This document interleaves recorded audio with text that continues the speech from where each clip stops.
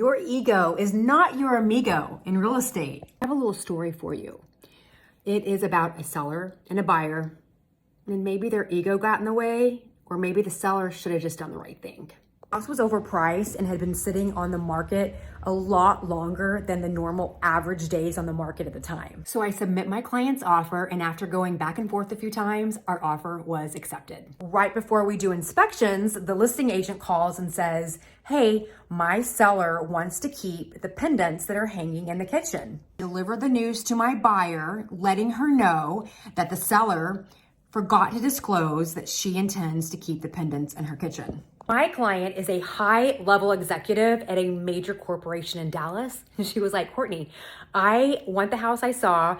All I want to do is open the front door on the moving day, move all my furniture in, get my kids settled in, back in school. That's it. I literally don't have time for any projects, period. Of course, I go back to the listing agent, explain the situation, and say, hey, you guys didn't disclose this, so let's just make it easy. Leave them. Your client is building her dream house. Let her pick out new pendants. No, his client wanted those pendants in her house to go into her new house. I, of course, being the awesome agent that I am, looked up the pendants. They were in stock.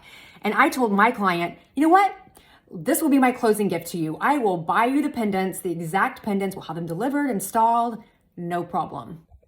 But it was a problem because my client wanted those pendants, the exact pendants that were there in the house when she looked at the house and decided to write a good, strong offer, or she didn't want to buy the house.